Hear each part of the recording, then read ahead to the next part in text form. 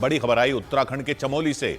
वहां भयानक बर्फबारी से माणा गांव में बर्फीली चट्टान टूटने से हाहाकार मच गया, क्योंकि बर्फ की चट्टान टूटने की वजह से वहां 57 मजदूर दब गए, जिसकी जानकारी मिलते ही भारतीय सेना के अलावा एसडीआरएफ, एनडीआरएफ और आईटीबीपी की कई टीमें वहां पहुंच गईं और बचाव अभियान शुरू कर दिया। जानकारी के मुताबिक बर्फ के नीचे दबे 32 मजदूरों को बचा लिया गया, जबकि बाकी मजदूरों को बचाने के लिए भी राहत और बचाव एजेंसियों ने पूरी ताकत लगा दी।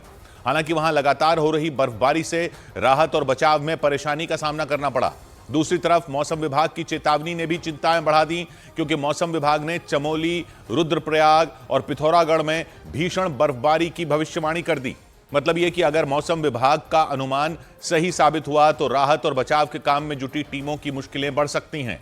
बताया गया कि बर्फीली चट्टान उस वक्त टूटी जब मजदूर सेना की गाड़ियों के जाने के लिए सड़क से बर्फ हटा रहे थे। तभी अचानक उन पर बर्फ का पहाड़ टूट पड़ा, जिससे उन्हें संभलने तक का मौका नहीं मिला।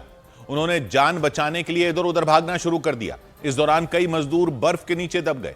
घटना की जानकारी मिलते ही सेना के लिए सड़क बनाने वाली संस्था बीआरओ की टीम समेत सुरक्षा बल के जवान वहां पहुंच गए और उन मजदूरों को बचाने में जुट गए। और बचाव टीम कुछ मजदूरों को कंधे पर उठाकर वहां से ले जाती दिखाई दी। इस दौरान वहां लगातार बर्फबारी होती दिखी। रेस्क्यू टीम कमर तक जमी बर्फ के बीच चलती नजर आई। घटना चमोली के माणा गांव में हुई। माणा गांव उत्तराखंड में भारत और चीन की सीमा पर बसा एक छोटा सा गांव है, जिसे देश का पहला गांव कहा जाता है। बद्रीनाथ से इसकी दूरी महज 3 किलोमीटर है। बताया गया कि यहां मजदूरों का एक कैंप लगा हुआ था। इन मजदूरों को बीआरओ ने कॉन्ट्रैक्ट पर रखा हुआ था। वो सेना की गाड़ियों के आने जाने के लिए सड़क साफ कर रहे थे, लेकिन तभी अचानक ग्लेशियर फटने से उनकी जान पर बड़ी आफत आ गई।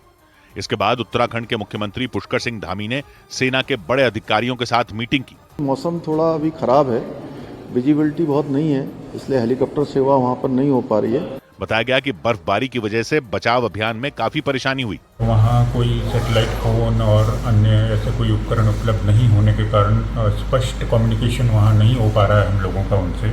चमोली में पिछले 2 दिन से बर्फबारी हो रही थी, जिसके बाद सुबह करीब 7:15 बजे ग्लेशियर फटा।